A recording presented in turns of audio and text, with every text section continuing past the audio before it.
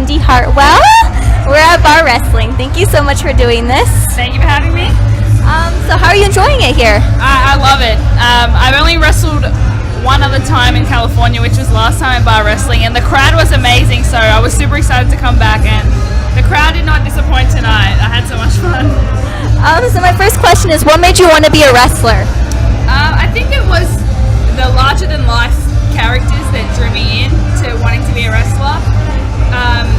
Growing up, I idolized Trish Stratus, but when it came time to actually start training, the match that got me to pretty much sign up for wrestling school was Sasha Banks vs. Bayley at NXT TakeOver, so yeah. So where did you get your start? Like, where did you train at? So I trained at PCW Academy in Melbourne, and I still train there, and also at MCW, so that's how I started. That was almost 3 years ago.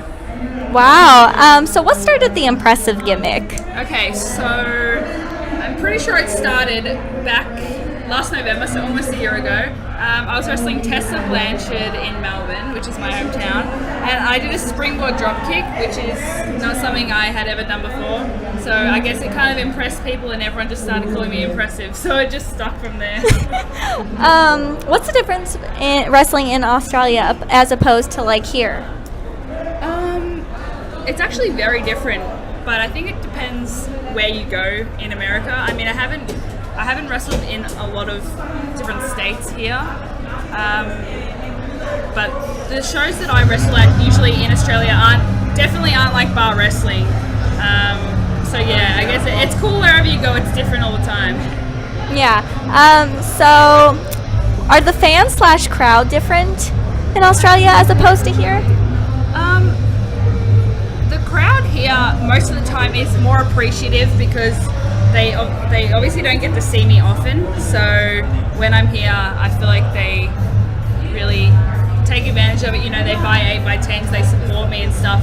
Whereas in Australia, they see me all the time, so sometimes they're just like, hey. It's just like, whatever, we see you all the time. Your first overseas debut was actually at WrestleCon in 2017, and you went against Thunder Rosa. What was that like for you, and do you think you learned anything from that experience? Oh, it was super scary. It was my first time wrestling outside of Australia, of course, and I was on the WrestleCon Women's Super Show, so it's kind of like, for me it was a big deal because it's WrestleCon and there's so many fans in town for WrestleMania, so that was obviously quite terrifying. And we were the first match as well, and yeah, I just remember I was so nervous that I was pacing around, and Thunder Rosa was like to me, I can tell you're nervous, and I was like, why? She's like, because you keep pacing. And it's true, I was so nervous, but I did learn a lot from it.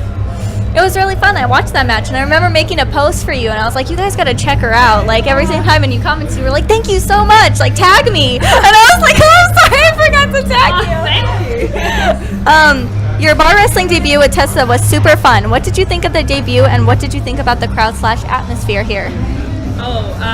The crowd was amazing. It was cool. I had never been in, I think it was in a 4-way, 8-man tag, something like that, but it was super cool because back home I don't get to do much intergender wrestling, so it was cool when I was at bar last time that I got to mix it up with the guys like Peter Avalon and Ray Rosas, so that was awesome, and yeah, it was a cool experience. It's definitely up there in like my top wrestling moments, I think.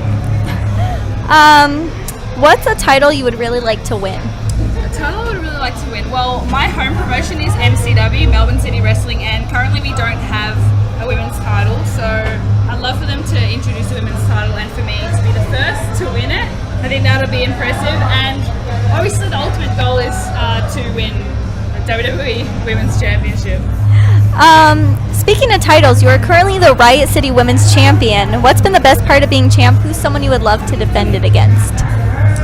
The best part of being champ is that the company has chosen me to represent them, which I think is really cool. I never would have thought when I started that like a company would like love me enough to make me the champion of their company, so I think it's pretty cool. So what was the other question? Who's someone you would love to defend the title against? Anyone who would. I think it'd be cool if Tessa came down to challenge me for one of my titles. Who's been been a big inspiration or role model to you? As I said, growing up, I idolized Trish Stratus, so she was definitely one that, you know, made me want to become a wrestler, as well as Sasha Banks and Bailey. And more locally, back home, there's Callie Ann, who I had my first match against, so she's someone who's really helped me. And same with Tessa, they both kind of like really helped me. I don't think I'd be where I am without them. You recently actually got to go against someone who you've admired since growing up, Melina. Tell me what that was like, and what was the best part of that match for you personally? Oh, well, we actually had 4 matches because it was like a tour. So I wrestled her in a singles match twice, once in a triple threat and once in a tag, and they were all pretty cool. It was awesome to see that she can still do the splits, which I think is amazing because I'm not flexible at all, but she definitely is, and even after all these years, she still does it. So yeah, but it was awesome to learn from her. I'm really grateful that I got the chance to. Did you like fangirl a little bit? Were you like, oh my gosh? I try not to. You also went against Emma, another Australian girl who's made a huge name for herself. What's something you took away from that match? Well, I actually didn't win against her. I lost. I wrestled her 3 times, which is a great learning experience. I wrestled her twice in New South Wales and then once in Melbourne, Victoria, which is out. Tennille and I both grew up in Melbourne, southeast suburbs, so it's kind of cool that she came back home and I got to wrestle her in front of a home crowd. I definitely learned a lot from her because obviously she's been around the world and she's been in WWE, so there was a lot to learn from her, and I definitely took it all in. And finally, word of advice for anyone who wants to be a wrestler in that industry? To be a wrestler? Yeah.